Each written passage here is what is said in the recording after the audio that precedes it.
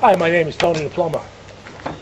Today I'm going to show you little techniques how to sweat a pipe the proper way. You need a couple of fittings and you need the right pipe for the right job. There's different grades of pipe. L pipe is for domestic water. M pipe is for heat. So you got to make sure that when you're doing your project, you know exactly and how to identify the pipe. Identifying the pipe is, on the pipe itself would have a blue label going all the way down the line, and that will tell you that it's for domestic water.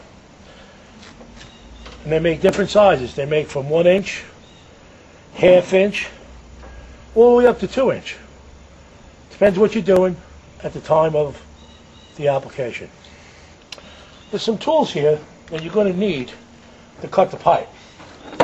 This is the basic cutter that all the plumbing tradesmen use. Goes on the pipe real easy, lock down. You spin a couple of times, lock down again, spin a couple of times, and then the pipe will be cut. For those tight corners, you have a thing called a mini cutter. It's easy to use. You open it up, you put it around the pipe, tighten down, and you can make those little turns and a larger pipe cutter. It goes up to 2 inch and sometimes even 3 inch. When it gets that big, you need a special cutter for that. But I'm going to show you little techniques and little things a homeowner can do that you don't need to call a plumber in at a high rate. You can do it yourself and save money. First thing you always got to do is make sure that the fittings and the pipe are clean. If they're not cleaned properly, the pipe would not sweat. The flux and the solder would not stick to the pipe unless it's clean. This is called a two-turn brush. Okay? It goes into a fitting and you turn it. By turning it, it gives you a clean fitting. Okay? With a little piece of grit, like so, you clean the outside of the fitting.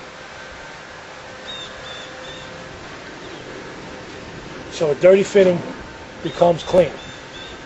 Next thing is, you clean the pipe. You clean the pipe in a way to where the fitting is going to go on it. Now it's nice and clean. See the different color between the clean part and the dirty part? It means a lot. And you put a thing called utility flux.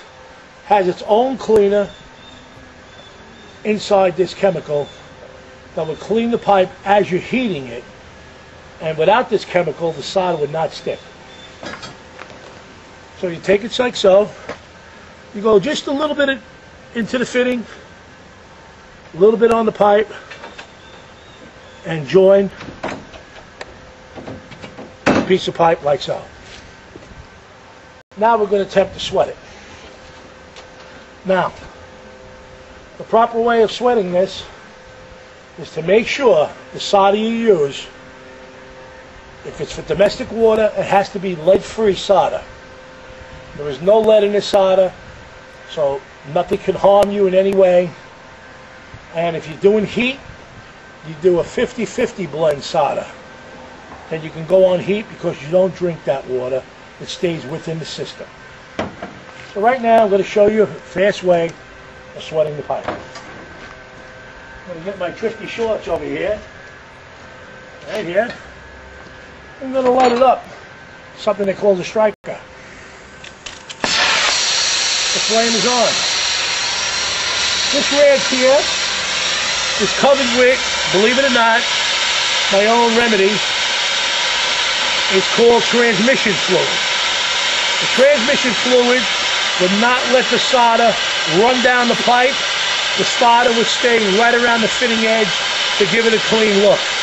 Watch how I do this. You sweat underneath the fitting until the solder starts to boil.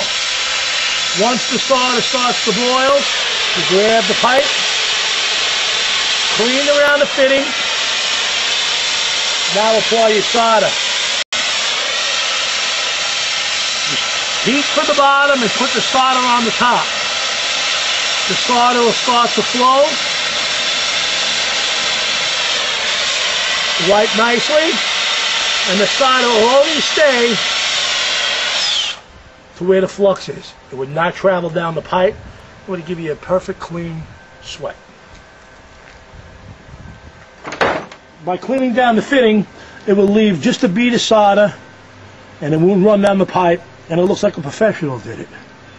That's how you want the work to be done. A lot of times you shut the water down, and you got that constant drip. If there's water in this line, there is no way you're going to be able to sweat that fitting to have a solid, good joint. What you're going to have to do is either try to get the water out of the pipe by either tilting it until it dries out, because it will create steam. Steam builds out pressure, and the solder will just keep on pushing out of the fitting, no matter how many times you do it.